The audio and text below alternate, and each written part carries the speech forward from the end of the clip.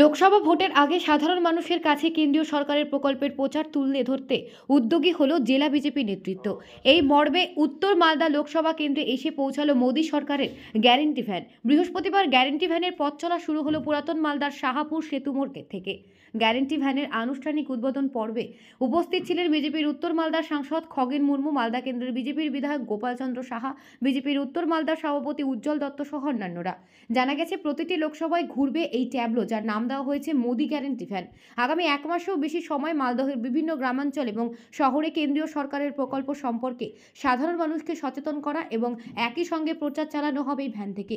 এছাড়া কেন্দ্রীয় সরকারের বিভিন্ন প্রকল্পের নাম নথিভুক্তকরণের জন্য আবেদনপত্র পাওয়া যাবে এই প্রচার ভ্যান থেকে। এর ফলে সাধারণ বহু মানুষ উপকৃত হবেন বলে দাবি করেছেন মালদা উত্তরের বিজেপি সাংসদ খগেন মুর্মু।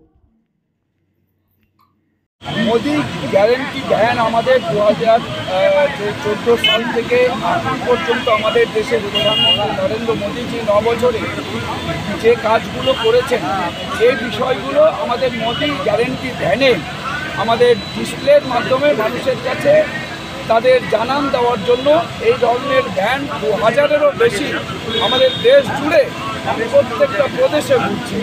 আমরা আমাদের মালদা উত্তর লোকসভা কেন্দ্র এলাকায় আমরা এই ভ্যান আজ থেকে আমরা শুরু করছি। দুটো ভ্যান এখান থেকে শুরু হচ্ছে।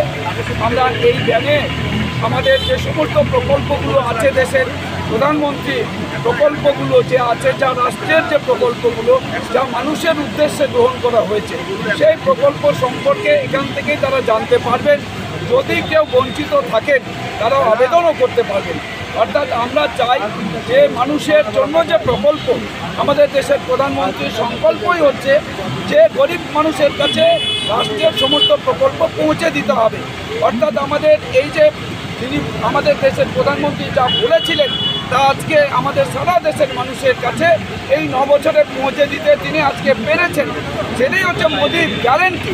অর্থাৎ মোদী যা বলেন সেটা করে দেখা, সেটাই হচ্ছে আজকে আমাদের এই মোদীর গ্যারেন্টি ভ্যানের মাধ্যমে আমরা মানুষের কাছে জানান দিচ্ছি এবং মানুষকেও বলছি যে আমাদের এই মোদী গ্যারেন্টি ভ্যানে তারা এখানে তাদের বক্তব্য বলতে পারবেন, তাদের কোনো আবেদন থাকলে তারা করতে পারবেন, বঞ্চিত থাকলে তারা সেই বঞ্চনার কথা তারা তুলে ধরতে পারবেন। আমরা